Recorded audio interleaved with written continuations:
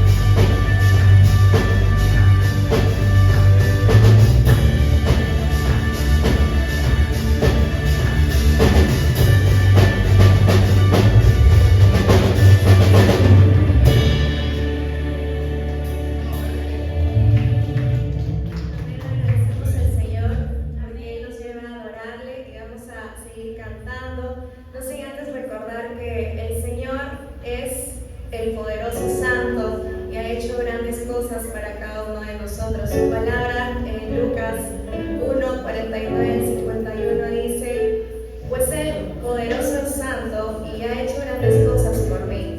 Él muestra misericordia de generación en generación y a todos los que le temen. Su brazo poderoso ha hecho cosas tremendas.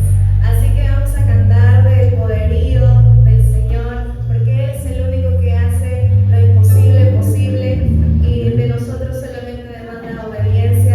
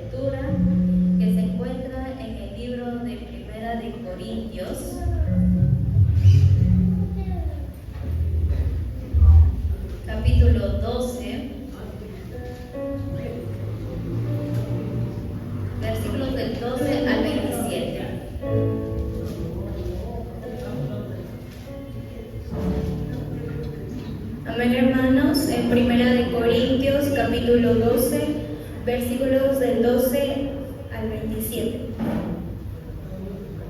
Amén, hermanos. La palabra de Dios dice así: porque así como el cuerpo es uno y tiene muchos miembros, pero todos los miembros del cuerpo, siendo muchos, son un solo cuerpo, así también Cristo. Porque por un solo espíritu fuimos todos bautizados en un cuerpo, sean judíos o griegos, sean esclavos o libres, y a todos se nos dio a beber del mismo espíritu. Además, el cuerpo no es un solo miembro, sino muchos. Si dijera el pie, ¿por qué no soy mano, no soy del cuerpo? ¿Por eso no será del cuerpo? Y si dijere la oreja, ¿por qué no soy ojo, no soy del cuerpo? ¿Por eso no será del cuerpo? Si todo el cuerpo fuese ojo, ¿dónde estaría el oído? Si todo fuera el oído, ¿dónde estaría el olfato? Mas ahora Dios ha colocado los miembros, cada uno de ellos, en el cuerpo, como Él quiso. Porque si todos fueran un solo miembro, ¿dónde estaría el cuerpo? Pero ahora son muchos los miembros, pero el cuerpo es uno solo. Y el ojo puede decir a la mano, no te necesito, y tampoco la cabeza a los pies, no tengo necesidad de vosotros. Antes bien, los miembros del cuerpo que parecen más débiles son los más necesarios. Y aquellos del cuerpo que nos parecen menos dignos, a este los vestimos más dignamente, y los que en nosotros son menos decorosos se tratan con más decoro. Porque los que en nosotros son más decorosos no tienen necesidad, pero Dios ordenó el cuerpo dando más abundante honor al que le faltaba. Para que no haya desavenencia en el cuerpo, sino que los miembros todos se preocupen los unos por los otros. De manera que si un miembro padece, todos los miembros se duelen con él. Y si un miembro recibe honra, todos los miembros con él se gozan. Vosotros pues sois el cuerpo de Cristo y miembros cada uno en particular. Amén. Amén, hermanos, y vamos a seguir cantando y vamos a decirle a nuestro Dios que Él tome nuestra vida y la use como que nos transforme y que seamos de aquellas vasijas que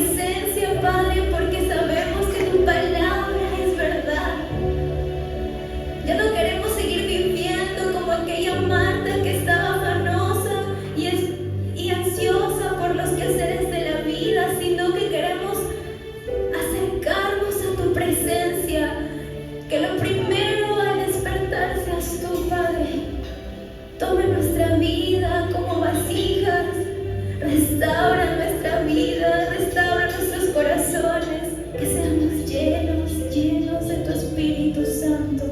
Y vamos a decir: sublime gracia del Señor, que un pecador salvó. Fui ciego, mas hoy veo yo, perdido y engañado. Ahora puedo ver.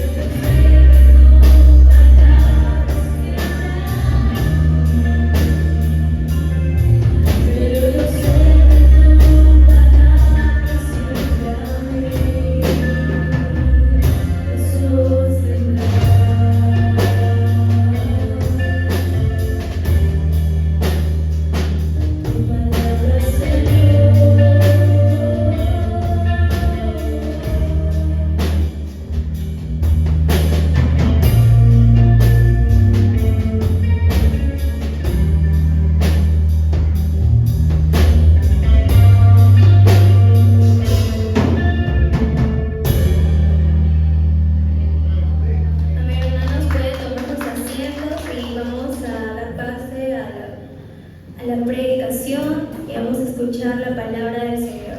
Amén.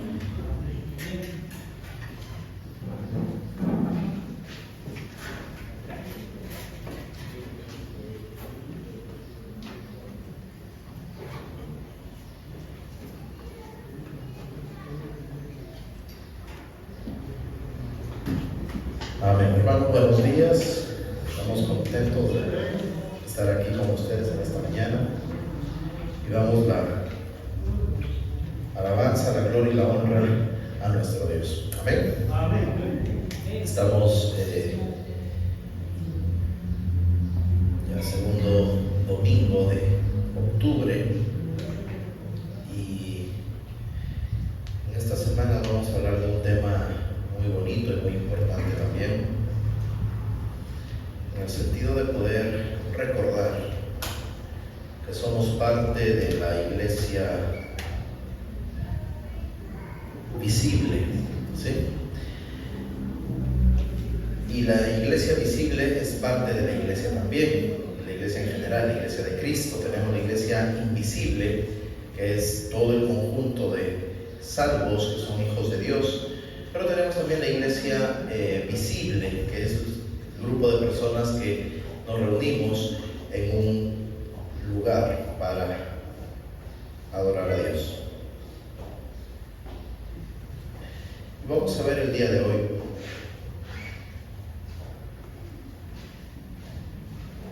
un asunto que nos compete a cada uno de nosotros.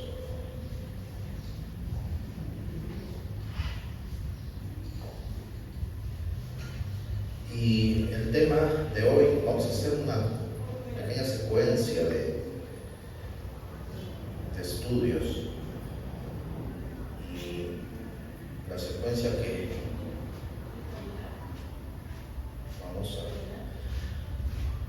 a tratar tiene que ver con conocer de qué se trata la membresía de la iglesia y conocer también cuáles son nuestros privilegios, cuáles son las bendiciones que trae ser parte de una membresía, pero también cuáles son nuestras responsabilidades con respecto a ser miembro de una iglesia.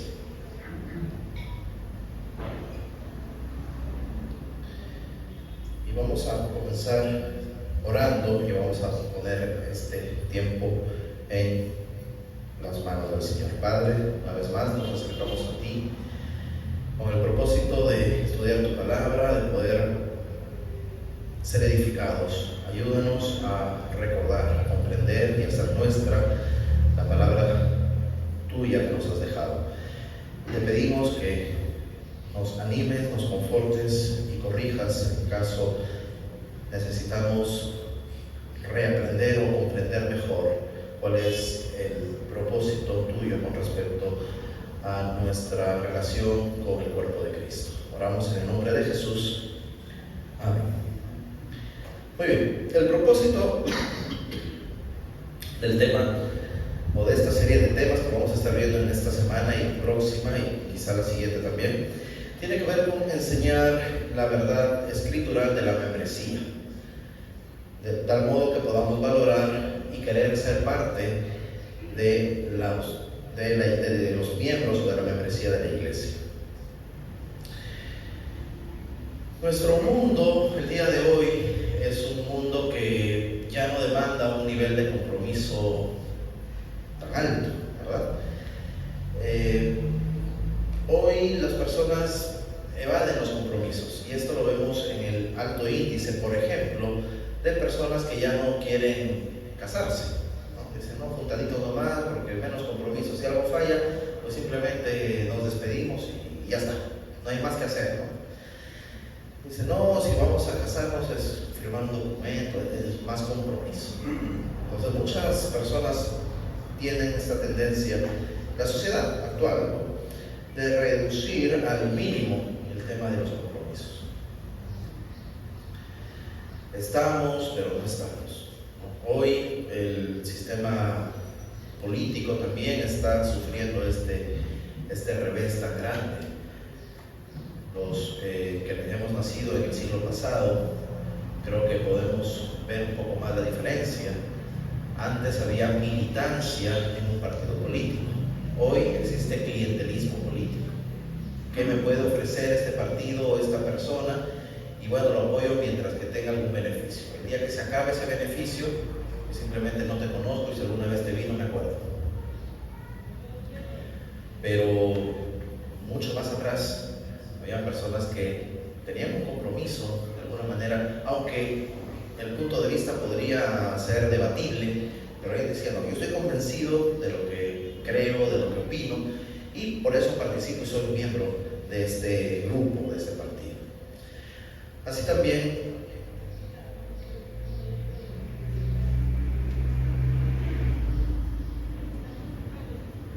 el mundo hoy ya no habla de absolutos, sino de aspectos relativos.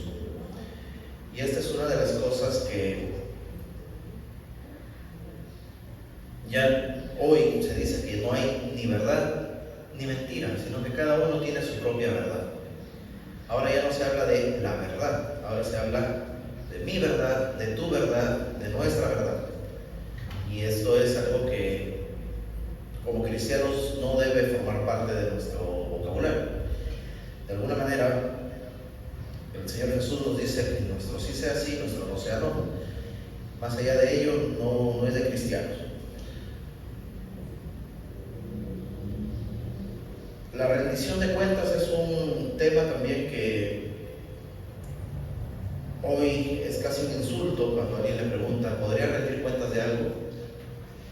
No, resulta ofensivo hoy pedir cuentas. No es que cada quien hace lo que mejor le parece, ¿no? Yo tengo derecho a hacer lo que me da la gana, yo hago mi cuerpo lo que quiero. Sí, pues, pero no, yo hago con mi plata lo que quiero. ¿Le suena esa frase? Sí, ¿no? Yo hago con mis cosas lo que quiero. O sea, puedes ir conduciendo a 120 kilómetros por hora en el centro histórico y hay que dejarte que te choques y hagas daño a cualquier persona que se te cruce en el camino. Entonces, son cosas que se ha generado pues este tipo de pensamiento, y lo triste es que también esto se ha empezado a infiltrar en la iglesia. Hay más de un cristiano que realiza este tipo de acciones o utiliza ese tipo de frases, ¿no? Y eso es algo que bíblicamente no es admitible, no es admisible. La Biblia nos enseña que somos llamados a rendir cuentas, somos llamados a, como mencionaba la semana pasada, vamos a ser juzgados por nuestras obras, por nuestras palabras y por nuestro pensamiento. Vamos a tener que rendir cuentas en el tribunal de Cristo. Y esto es algo que no es tan popular.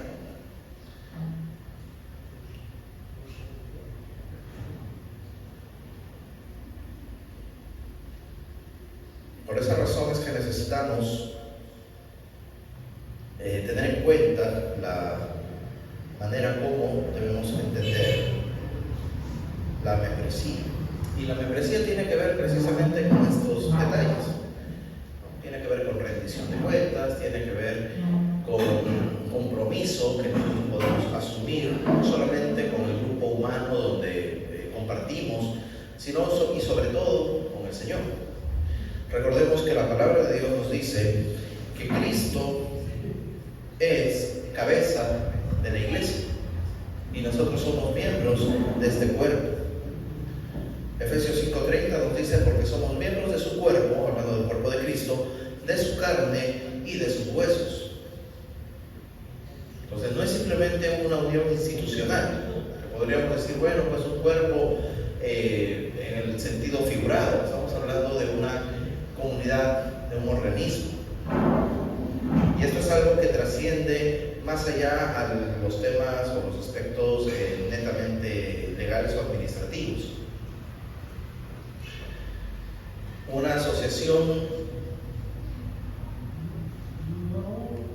civil puede tener entre sus filas a personas que se pueden involucrar o no, pero como tienen su nombre escrito en un libro de membresía, bueno, pues tienen la potestad de reclamar los beneficios que le corresponden.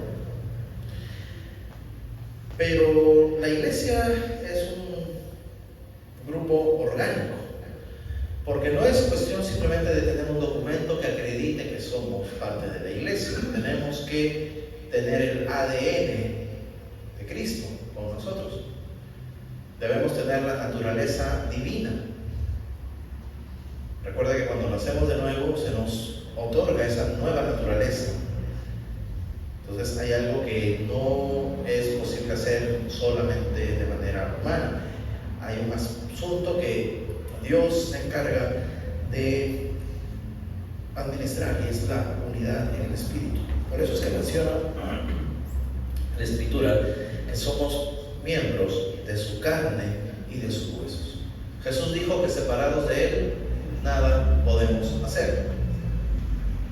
Si desmembramos alguna parte de nuestro cuerpo, esa parte que queda separada del cuerpo va a morir, ¿verdad? Entonces es necesario que entendamos que separados del Señor no podemos ser parte de esta comunidad, de este organismo. Está vivo.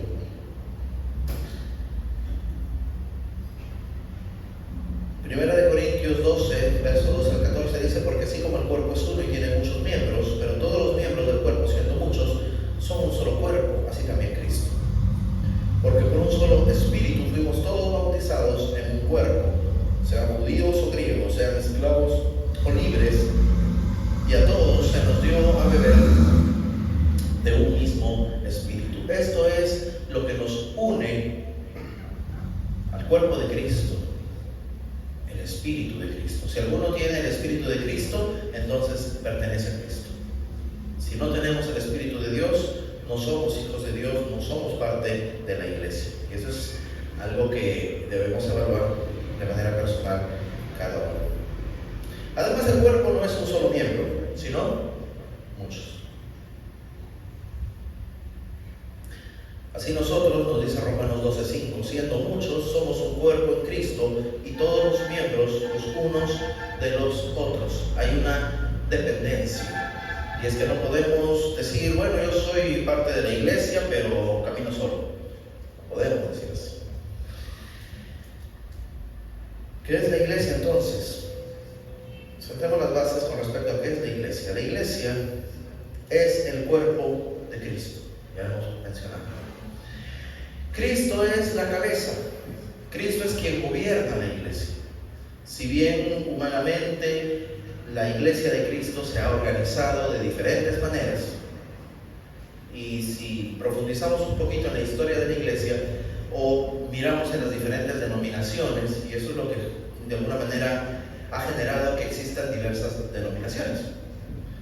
Algunas situaciones de diferencias en doctrinas secundarias o terciarias, ¿sí?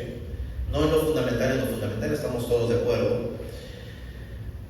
Por ejemplo, con respecto a la inerrancia de la Escritura, con respecto a la encarnación virginal de Jesús, por ejemplo, en la muerte y resurrección de Cristo, en la segunda venida, la salvación por gracia, son aspectos fundamentales. Si una persona dice ser cristiana y no cree en la ortodoxia cristiana, pues tenemos problemas serios. Y ahí es donde nos diferenciamos claramente de grupos como, por ejemplo, Testigos de Jehová, ¿no? Que tenemos un problema con la deidad de Cristo, por ejemplo, ¿no? Los Testigos de Jehová no creen que Jesucristo es Dios, ellos creen que Jesucristo es la primera creación de Dios. Entonces, esa diferencia, pues, definitivamente nos separa. No podemos ser parte de la iglesia porque hay un asunto muy problemático ahí con esa doctrina fundamental, pues, definitivamente. Tenemos algunas doctrinas secundarias. Por ejemplo, todos estamos de acuerdo en que Cristo viene por segunda vez, pero existen grupos que creen que, por ejemplo, algunas denominaciones históricas creen que, por ejemplo, Cristo viene por su iglesia de una manera visible y que la iglesia va a tener que enfrentar pues, un periodo de tribulación, de pruebas, y en el momento más álgido de esta persecución, el Señor va a venir por su iglesia a rescatar de una manera visible. Hay otra postura que es secundaria, en el sentido de que es un punto de vista o una interpretación que es mucho más conocida, más famosa, que es el dispensacionalismo, por ejemplo, ¿no? Y de alguna manera nosotros creemos esto, en que antes de la segunda venida de Cristo hay un periodo de 7 años de tribulación, la iglesia no pasa la tribulación, es protegida por Dios mediante un arrebatamiento previo, secreto.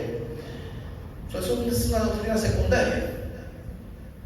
Podemos diferir en cómo es que va a ser el evento de la segunda venida, pero estamos de acuerdo en que Cristo viene. Entonces, no hay problema, ¿verdad? Un asunto terciario, por ejemplo, tendríamos, por ejemplo, mencionar que algunos hermanos en la fe creen que solamente se debe cantar con voz y con instrumentos que menciona la Biblia, entonces solamente utilizan instrumentos de cuerda, por ejemplo. Los hermanos creen que la batería es del diablo. No, dicen, no, tenemos que mantener el orden y la disciplina y la pulcritud, por lo tanto no puede haber un ruido diferente a lo que Dios ha creado. Y además esos instrumentos se usan en el mundo, no podemos utilizarlos acá. Es una postura, y estas congregaciones que son cristianas, que son nuestros hermanos en Cristo, son parte de la iglesia, que también van a estar en el cielo cuando Cristo venga, vamos a estar todos en el grupo, nosotros cargando los instrumentos y ellos tocando palmas y cantando a capela. ¿Nos podemos pelear o separar de ellos porque piensen distinto? No.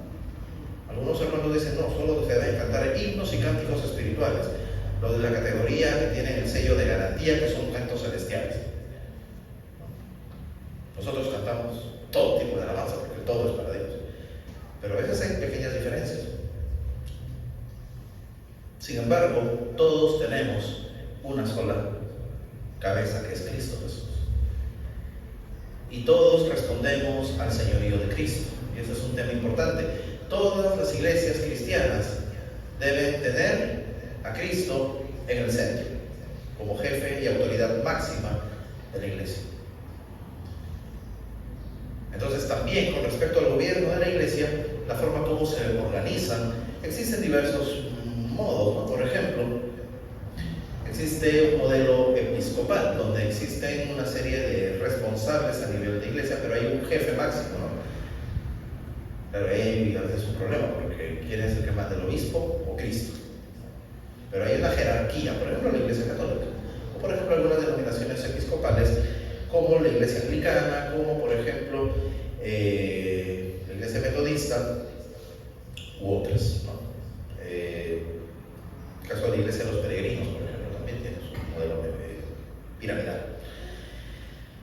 Hay otro modelo congregacional, por ejemplo las iglesias bautistas, cada congregación local tiene su propio grupo de gobierno y no dependen de nadie más, cada iglesia es independiente, es autónoma.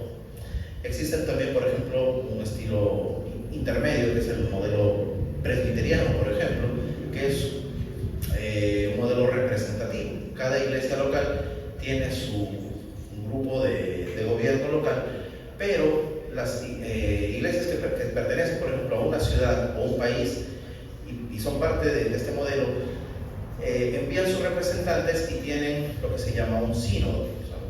Es como una asamblea donde se reúnen los representantes y toman acuerdos generales para el gobierno de toda esta comunidad en la ciudad o país donde se encuentran. Es un gobierno federal.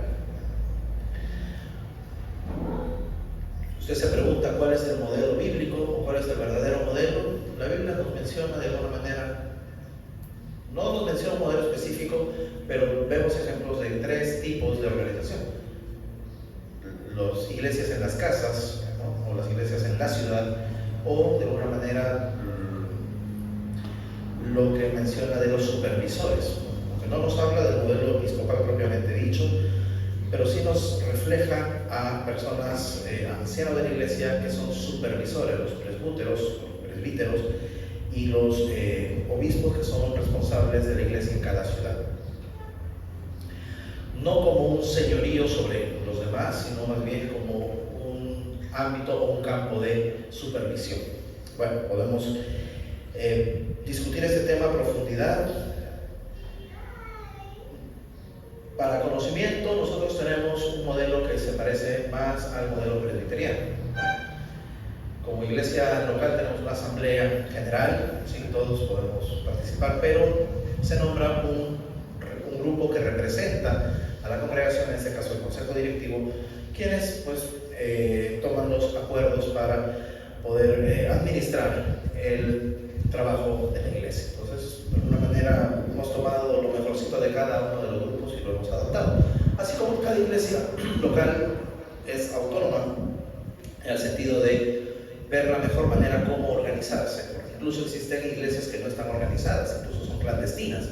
Por ejemplo, en China, en Corea del Norte, en países musulmanes, la iglesia no es posible tener una membresía, no es posible estar organizada, pero es la iglesia del Señor. Nosotros que vivimos en Occidente, pues tenemos ese privilegio, ¿no?, de tener una membresía, y es importante, pero Cristo, como cabeza de la iglesia y como jefe máximo, es quien gobierna toda la iglesia. Colosenses 1:18 nos dice que Cristo es la cabeza del cuerpo, que es la iglesia. Él es el que es el principio, el primogénito de entre los muertos, para que en todo tenga la preeminencia.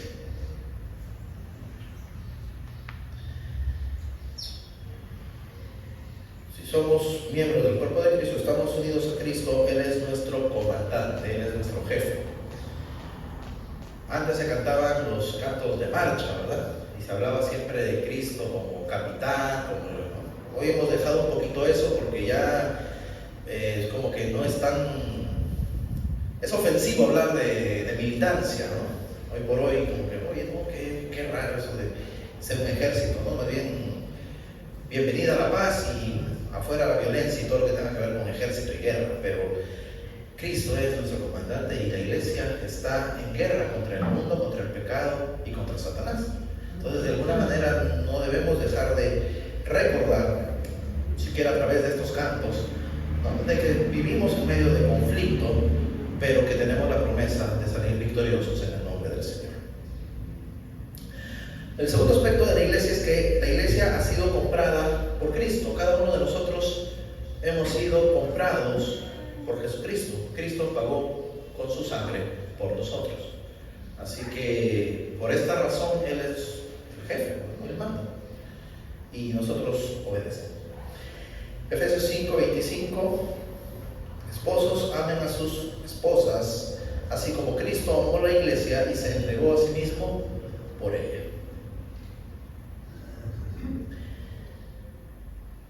Este versículo nos habla también de la vitalidad de la iglesia, ya que el mismo Jesucristo ha dado su vida por nosotros.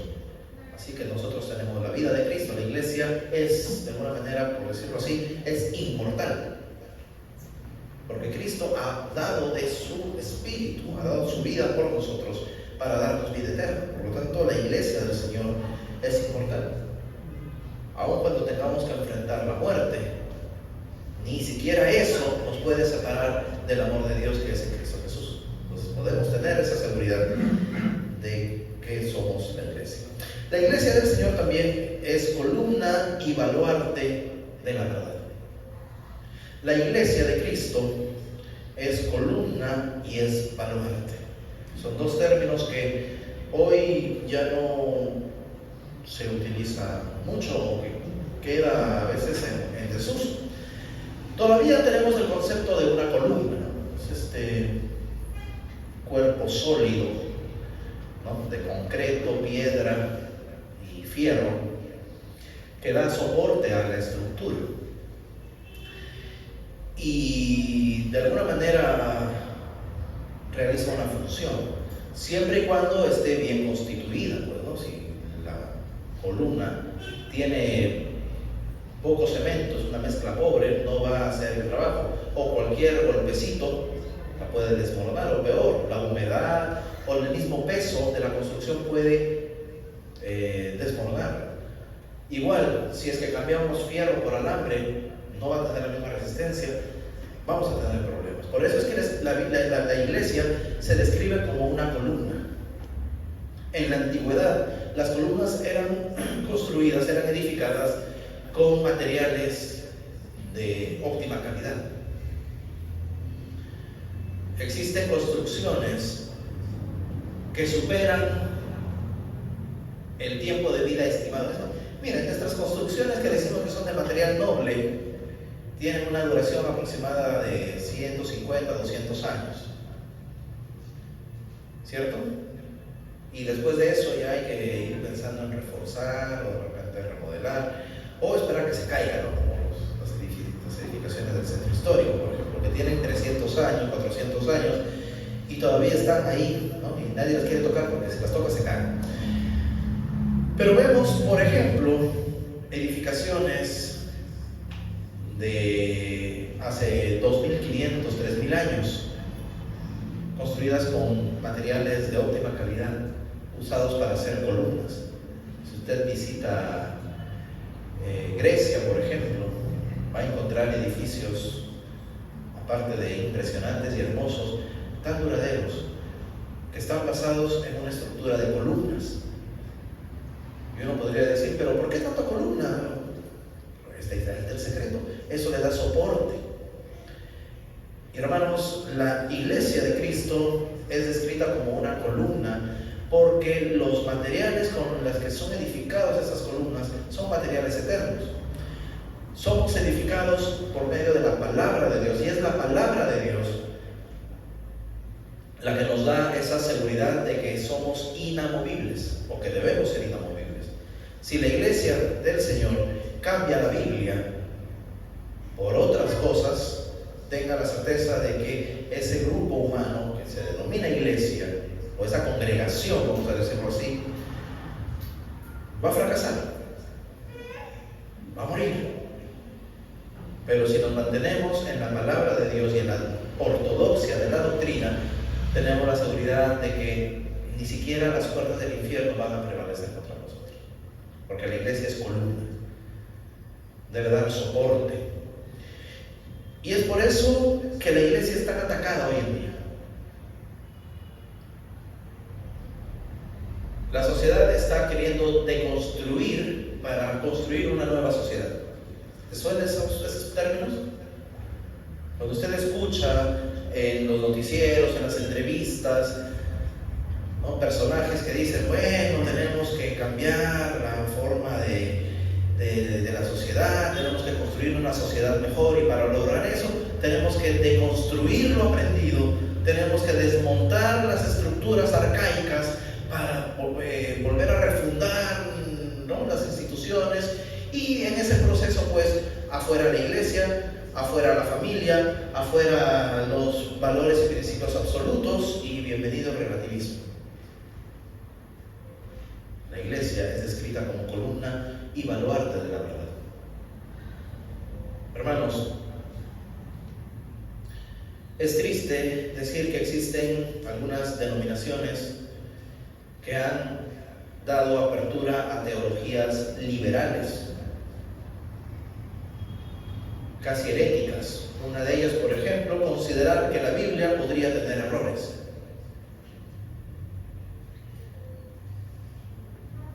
Eso sale de la ortodoxia. Nosotros creemos que la palabra de Dios es inspirada por Dios. ¿Lo creemos o no? Amén. Por lo tanto, no tiene errores. No hay error.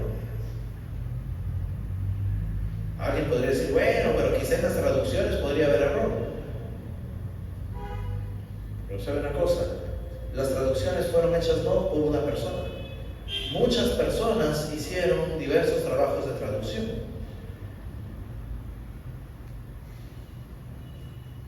Algunos mejor que otros. Y de alguna manera nuestra queridísima Biblia Reina Valera es una de las mejores traducciones en idioma español. Especialmente la de 1909. Claro que tiene algunos unos términos un poco complicados de entender, pero esa revisión y las anteriores son mucho más confiables.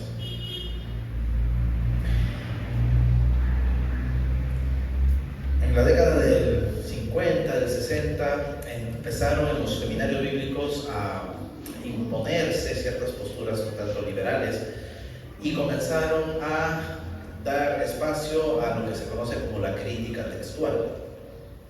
No está mal, en cierto modo, poder hacer una crítica textual al texto, pero el riesgo es que si asumimos la postura de que podría la Biblia tener errores y por eso es necesaria una interpretación dinámica, aplicando el método de la crítica textual, entonces habría que cuestionar lo que dice el texto y buscar otras alternativas y ver cuál de esas se adapta mejor a lo que quiero creer o quiero enseñar. Entonces ahí está el riesgo, ahí está el peligro de poder dejar a un lado lo que conocemos como el textus receptus o el texto recibido, que son las diversas copias que se guardaron generalmente en lo que fue el Imperio Romano de Oriente, en la zona de Constantinopla. Y la caída de Constantinopla, cuando lo tomaron los árabes, permitió que los cristianos, los monjes, los sacerdotes, que tenían sus copias de los textos, de alguna manera que provenían de la colección de Antioquía. ¿Se acuerdan de los hermanos de Berea, de Antioquía, que eran estudiosos y muy cuidadosos con las escrituras?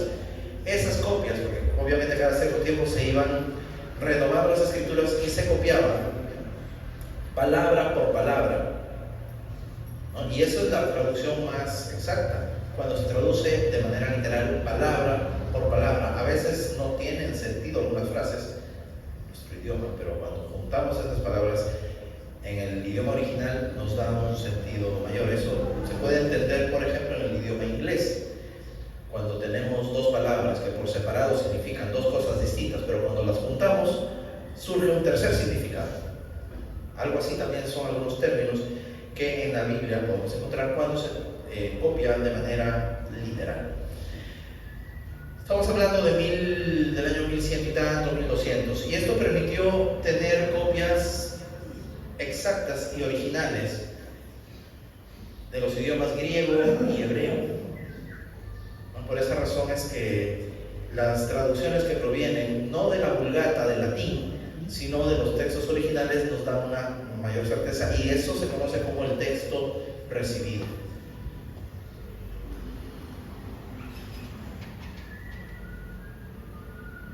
A partir de esta crítica textual han comenzado a salir muchas versiones de Biblias,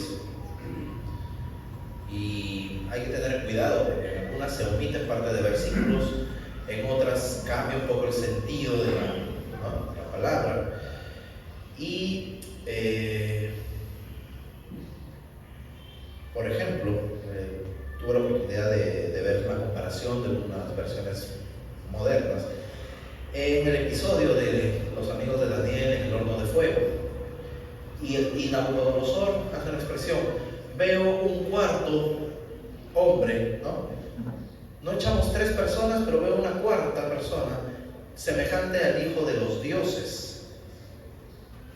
Esa es la traducción de alguna manera que la crítica textual dice, bueno, pues como Nabucodonosor estaba en una cultura pagana, entonces hijo de los dioses, con minúscula.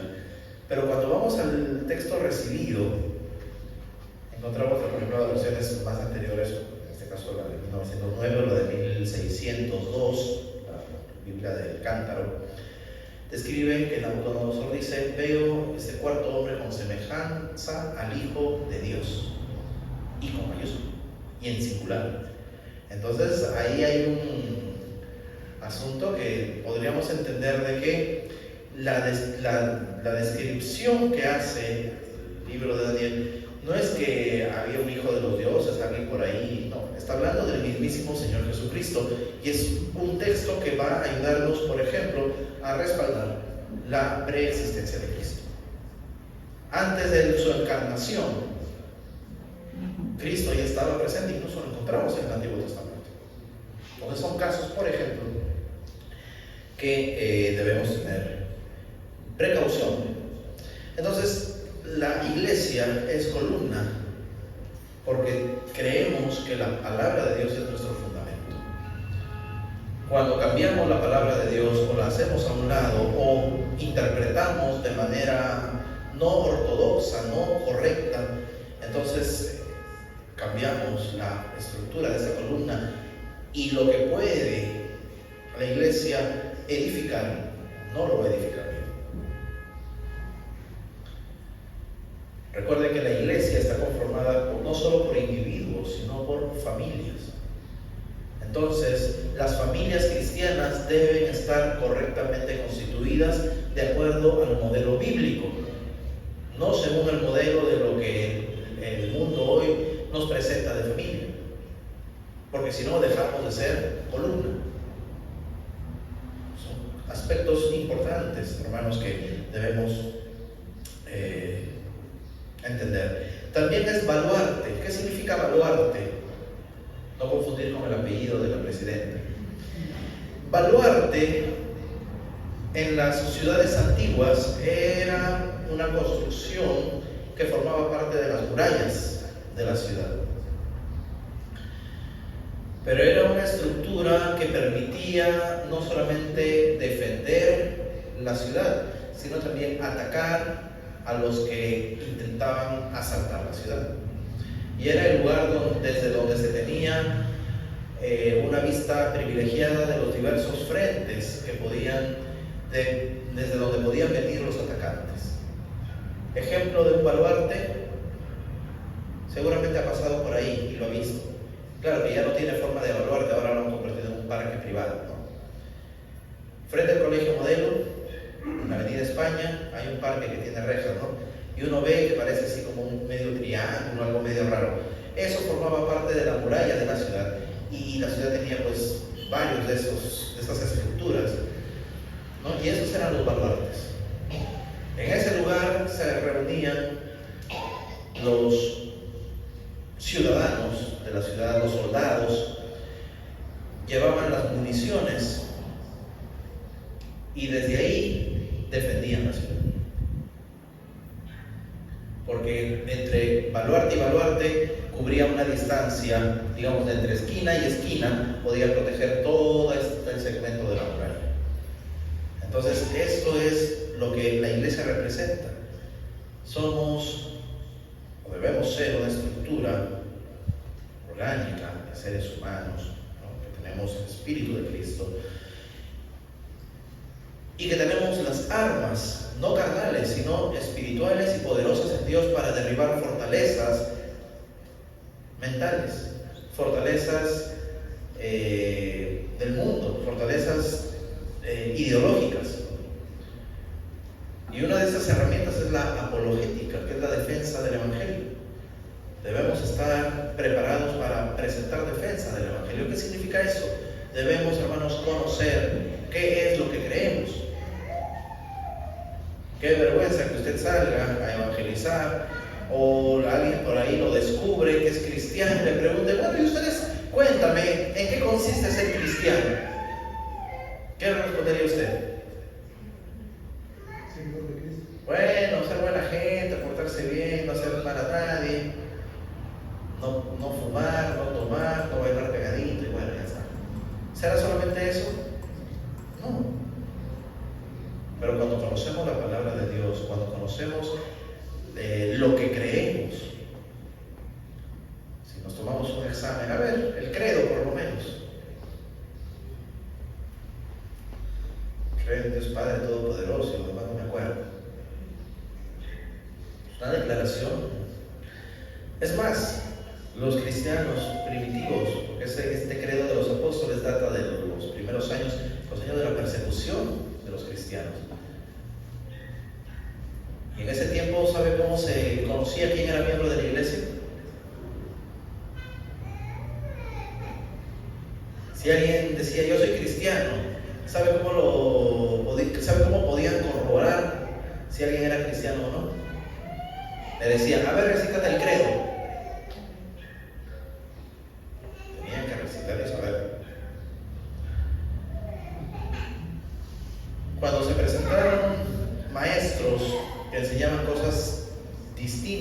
a lo que está en la palabra de Dios, se realizó el famoso concilio de Nicea, en el que se expulsaron a los arrianos. Ario fue un maestro, falso maestro, que enseñó precisamente que Cristo no era Dios, sino que era creado por Dios. Y hubieron un grupo de personas que seguían esta enseñanza, entre otras también, ¿no? Por ejemplo, los gnósticos y otros grupos. Y en ese concilio de Nicea fueron declarados herejes y se estableció el credo niceno, que describe y menciona que Cristo es en naturaleza igual que el Padre y en esencia lo mismo. Es una de las verdades fundamentales. Si a usted le preguntan, usted como defensa tiene que conocer esas cosas. Tenemos que saber. Y más aún ahora que la sociedad cuestiona la existencia de la iglesia. ¿Por qué debería existir una institución tan antigua, tan arcaica? Miren que son un estorbo para lo que se quiere hacer en la sociedad, los cambios en la sociedad. La iglesia es una piedra en el zapato. Lo digo en un buen sentido, somos una piedra en el zapato. Porque si no estuviera la iglesia, hermanos, ya Cristo hubiera venido, como en los días de Noé. Pero la pregunta es, ¿quién sería salvo? Pero estamos aquí para, hermanos, defender la verdad. No defender mi verdad, no defender la verdad de alguien, la verdad.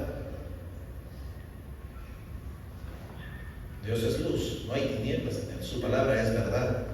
Cristo declara categóricamente, tu palabra es verdad.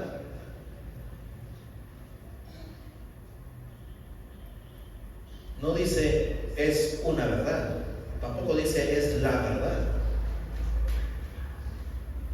Es categórico, es verdad, la palabra de Dios es verdad. Entonces debemos ser defensores de esto. Amén. 1 Timoteo 3:15, para que si tardo, Pablo dando instrucciones a Timoteo, sepas cómo debes conducirte en la casa de Dios, que es la iglesia del Dios viviente, columna y baluarte de la verdad. Mire cómo lo describe Pablo.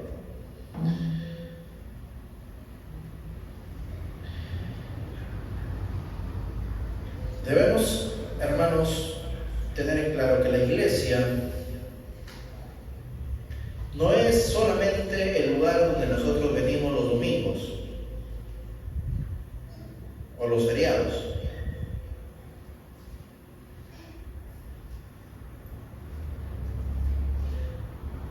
La iglesia somos nosotros, que nos unimos preparados y justos para adorar a Dios. No hay iglesia donde se vive un cristianismo individual. El término iglesia viene de la palabra eclesía, que significa los llamados afuera. Somos los que representamos el reino de Dios hoy en la tierra y somos llamados a cumplir el mandato que Dios dio a su pueblo.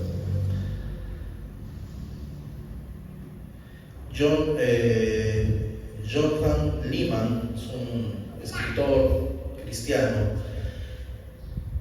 Escribe lo siguiente: la iglesia local es la autoridad más alta en autoridad en la tierra, en relación con tu discipulado en Cristo y con tu ciudadanía en la actual nación prometida de Cristo. O sea, es la más alta autoridad. Por esa razón es que la sociedad, la comunidad, las personas esperan mucho de la iglesia. Y si alguien se entera que somos cristianos, se nos demanda un mayor compromiso y un mejor comportamiento que los demás, ¿o no? De alguna manera el mundo reconoce que la iglesia es la autoridad más alta, porque tiene a Cristo como supremo gobernante. Y una cuarta definición de la iglesia es que la iglesia es una embajada del cielo.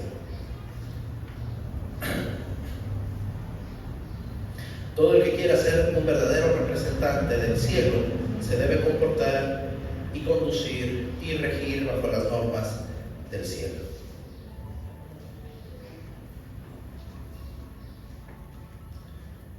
Entonces vemos que hemos visto hoy, ya por el tiempo no lo puedo extender mucho, hemos visto, hermanos, que la iglesia, o que la membresía tiene que ver con la iglesia, y la iglesia ya hemos visto cuáles son sus características. Y ser parte de la iglesia es algo importante, no es cualquier cosa. Si usted va a formar parte de la iglesia, sepa que va a formar parte de algo muy especial.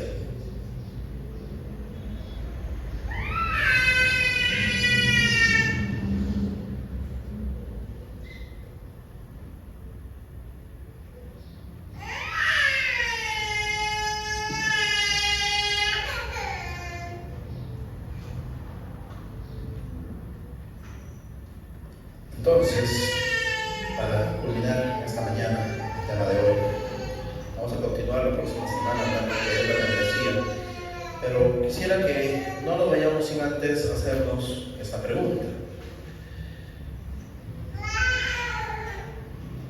¿Somos miembros de la Iglesia de Cristo?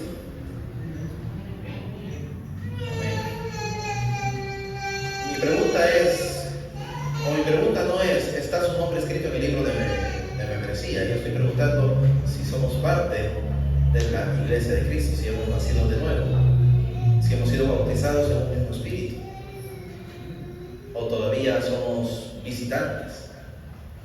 Esto es importante definir, porque la membresía tiene que ver con aquellos que somos parte de la iglesia invisible. Empecé diciendo que la iglesia invisible son todos los que han nacido de nuevo. La iglesia visible somos todos los que se nos encuentran aquí en este recinto. Recordemos que el Señor Jesús, en la parábola del trigo y la cizaña, explica que el reino de los cielos es semejante a un hombre que sembró en su campo trigo, que vino el enemigo y que sembró también cizaña. Entonces, todos los que estamos dentro de un grupo humano que se denomina iglesia, hay personas que son trigo, pero también podría haber, y de hecho que hay, personas que son cizaña. ¿Sabe cuál es la diferencia entre el trigo y la cizaña? El fruto. Algunos dicen, el que da problemas ese es cizaña, sácalo, pastor de la iglesia. ¿No? Ese que anda tropezando, ese cizaña, sácalo, bótalo. No. El Señor dice, deja que crezcan. Al final,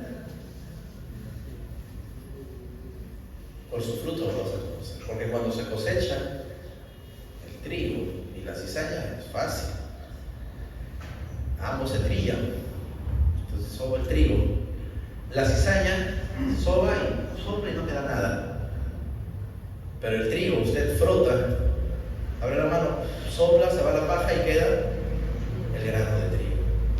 Entonces, ¿qué es lo que nos va a diferenciar de los que son de Cristo, de los que no? El fruto del Espíritu. Entonces, ¿cómo puedo yo saber? Hay dos formas. La primera, ¿tiene usted certeza, seguridad de parte del Espíritu Santo que ha nacido de nuevo y es hijo de Dios? Amén. Y si Dios no le ha hablado directamente, entonces tomémonos un examen. ¿Estoy evidenciando el fruto del Espíritu en mi vida? ¿Estoy evidenciando amor, gozo, paz, paciencia? Paciencia entiéndase como perseverancia.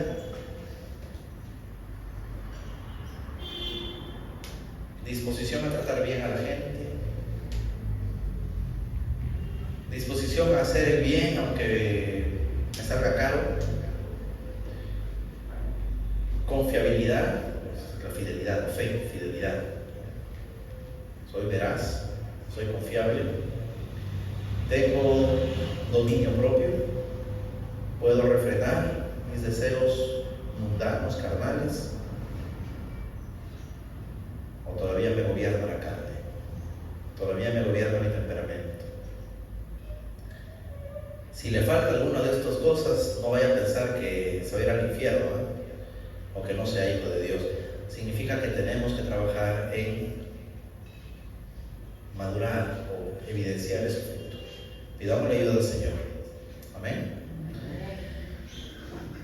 Otra evidencia de que estamos realmente tomando en serio la membresía de la iglesia, de ser parte de la iglesia, es que, hermanos, se ha mencionado de que, esto se dice de manera de conclusión, es que no existe cristiano solitario. No, ya he mencionado en algunas ocasiones, no podemos nosotros como cristianos decir, es que la salvación es personal y bueno, cada quien salva su pellejo. Yo estoy acá y gracias a Dios, gloria a Dios porque yo soy salvo. Mi familia ahí anda perdida, pero se lo merece. No podemos decir eso. Porque el Espíritu de Cristo que debemos tener, así como Cristo mirando a las personas que andaban perdidas tuvo compasión de ellas, porque las vio como ovejas que no tenían pastor y fue a buscarlos para traerlos al redil. De alguna manera nosotros también debemos tener ese mismo sentir. Y prepárese que aquí viene el misil.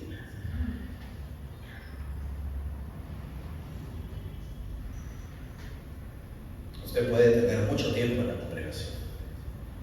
Usted puede venir todos los domingos infaltable. Pero la pregunta es, ¿estoy evidenciando fruto? En otras palabras, hay un versículo en la Biblia, hay una promesa que dice, cree en el Señor Jesucristo y serás salvo tú y tu casa. Ahora, esta promesa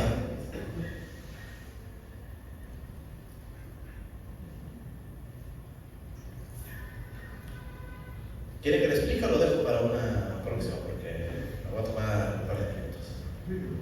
¿Le explico? Bien, esta promesa, desde el punto de vista de la teología del pacto, ¿sí?, es que Dios promete que como resultado y evidencia de nuestra conversión, es que nuestra vida no va a ser la misma. Por lo tanto, vamos a tener una influencia sobre las personas que nos rodean y viven con nosotros. De ahí que Pedro le dice a las esposas, preocúpate por portarte bien y no dar problemas en casa, no amargues a tu esposo, no lo obligues a ir a la iglesia, pórtate bien, dale buen testimonio y vas a ver que se va a convencer de ir a la iglesia, de seguir el evangelio. ¿Por qué? Porque la evidencia de nuestra vida transformada va a permitir que cuando el Espíritu Santo haga su trabajo de convencer al pecador, te va a poner de ejemplo y decir, mira, si he podido transformar, ¿no?, a tu esposa, ¿no?, si ya no es tóxica, si ya te deja tranquilo, si ha cambiado su temperamento. Mira, antes que se enojaba por todo, ahora vive feliz de la vida y trae paz. Es una mujer virtuosa. El Señor pone en evidencia eso. Y entonces el Espíritu Santo nos convence. Usted no piense, por favor, que el Espíritu Santo mágicamente te convence así como cuando te enamoras y ¡ay, qué bonito! No. El Espíritu Santo te convence dándote argumentos sólidos, coherentes. Por eso es que la palabra de Dios nos habla de que cuando hay transformación, entonces alguien dice, eso es verdad. Pero cuando no hay transformación en nuestra vida, podemos salir a predicar todos los días, puerta por puerta. Y los vecinos nos van a decir, pero ¿para qué me voy a convertir si mire, vecino, va a ser como usted? No, gracias.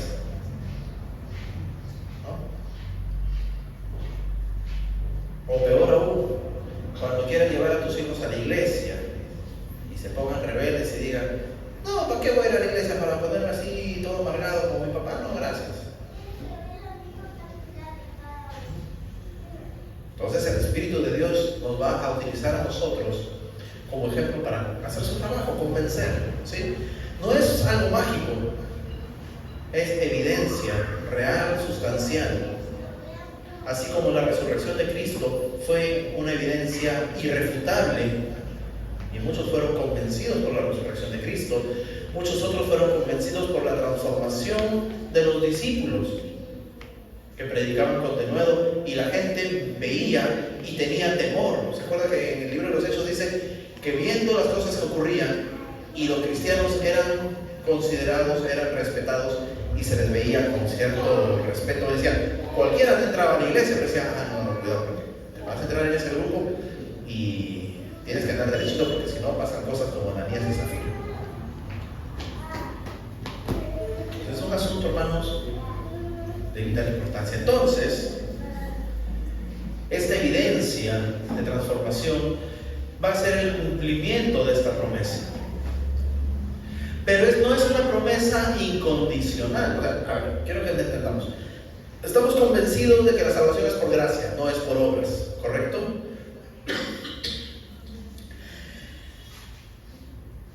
La obra de salvación es el Espíritu Santo quien convence, ¿no? Si alguien va a ser salvo, no es porque, bueno, pues me convencí, yo decidí ser salvo, no. Es porque el Espíritu Santo te atrae con cuerdas de amor, te llama, te hace un asunto importante ahí. Pero para que esto funcione, nosotros tenemos algo de responsabilidad. La salvación es obra de Dios en un 99.99999999999%. Pero hay algo que nosotros tenemos que hacer, y es ser testigos de Cristo. Ese 0.0000001% nos corresponde a nosotros. Y entonces, para que Dios cumpla la promesa de que seamos salvos junto con toda nuestra casa, o que toda nuestra casa sea salvo juntamente con nosotros, es que nosotros tenemos que cumplir con la responsabilidad de enseñar a nuestros hijos a caminar en la fe. Y esto, hermanos, la mejor manera es enseñándoles por medio de ser fieles cumplidores y ser fieles personas fielmente comprometidas con la membresía en la iglesia. Cuando nuestros hijos vean que realmente hemos asumido la membresía en la iglesia como debe ser, más adelante vamos a ver que la membresía no es simplemente decir, ahí estoy en la lista de asistentes. No, la membresía es qué tan involucrado estás en el trabajo de la iglesia. La membresía tiene que ver con no solamente cuántas veces asisto en la semana, sino cuánto me involucro en el desarrollo de los cultos de la iglesia. No solamente, porque ya me conecté con la cámara apagada mientras veía mi serie, mientras estaba haciendo alguna tarea, iba por ahí intentando escuchar algo. Es que estamos presentes, dejamos de hacer cosas para estar presentes en la ropa. Y de alguna manera podemos decir, hermano, permítame orar. Hermano, voy a dar un testimonio, hermano, cantemos esta alabanza, o participamos de esta manera. Entonces, evidenciamos nuestro compromiso, y eso van a ver nuestros hijos. Cerrada esta explicación, entonces hago la pregunta: ¿dónde está nuestra familia? ¿Están nuestros hijos, aunque no estén en esta congregación, pero están nuestros hijos en el camino del Señor?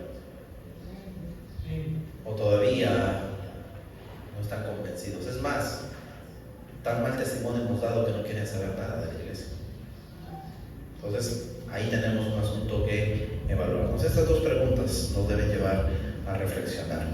La próxima semana vamos a continuar con los temas, así que no falten, por favor, vengan y avisa a los hermanos que no han venido para que no se pierdan el siguiente capítulo. Amén. Pongámonos de pie, por favor. Vamos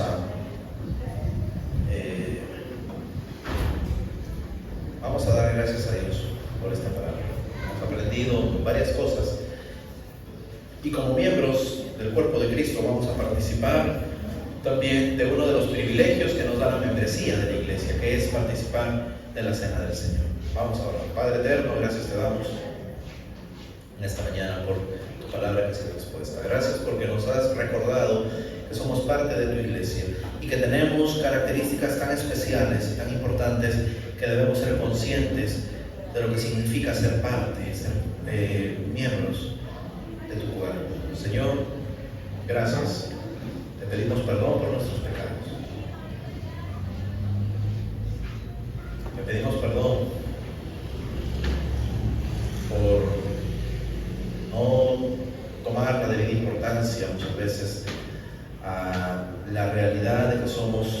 pueblo santo, un pueblo, Señor, que ha sido escogido por ti para anunciar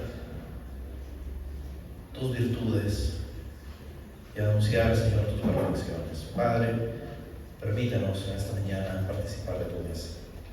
Perdona nuestras faltas, perdona nuestros pecados y ayúdanos a mantenernos fieles a ti. Bendice, Señor, los elementos que hoy se presentan. Oramos para que seas, Señor,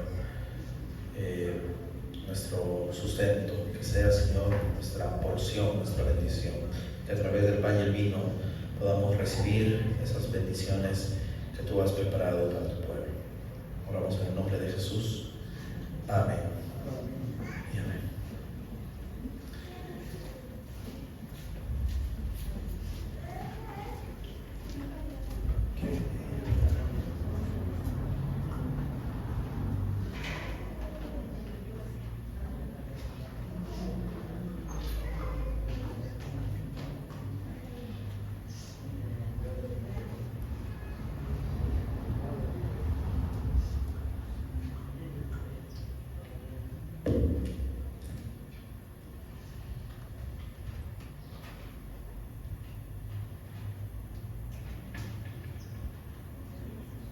Vamos a entonar una alabanza y vamos a decir que somos del Señor, ¿sí?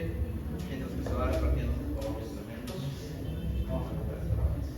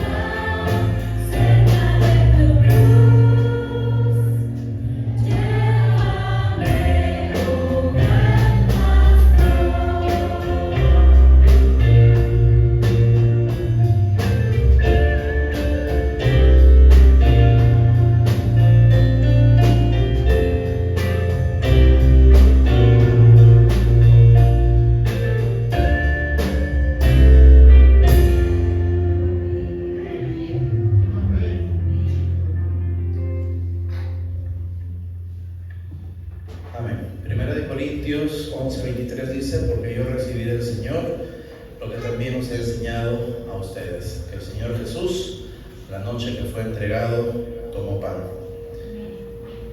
y después de partirlo, después de haber dado gracias, lo partió y dijo: tomad, comed, esto es mi cuerpo que es entregado por ustedes. Podemos tomar, hermanos, del pan.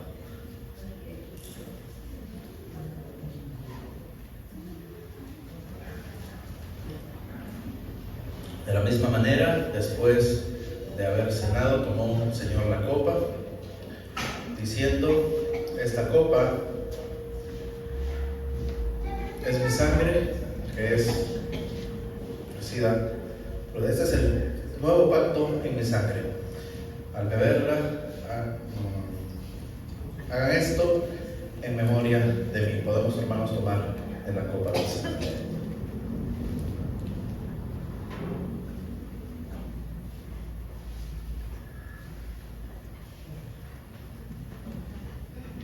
Por tanto, cada vez que comes este pan y bebes de esta copa, la muerte del Señor anunciáis hasta que Él venga. Amén. Vamos a seguir alabando al Señor.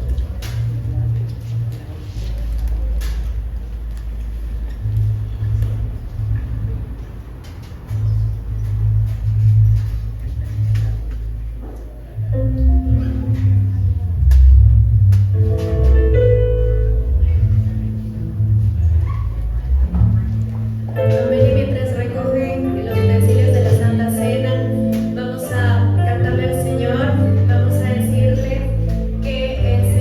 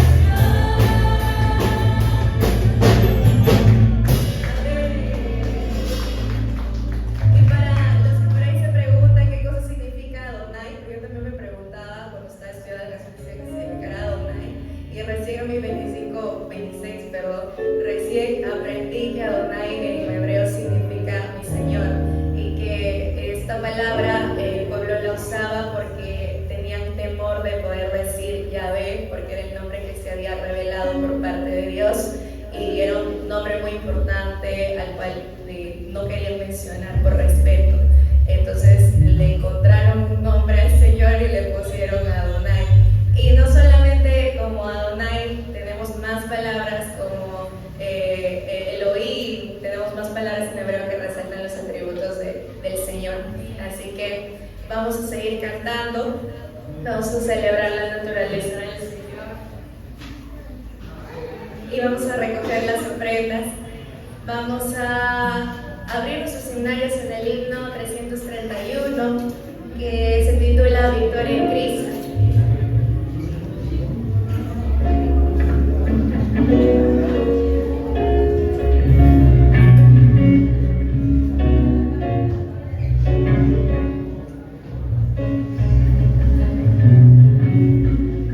Vamos a preparar las ofrendas y también nuestro cántico. Se apoyan de los himnarios, es el himno 331. Aquí lo tienen en la pantalla.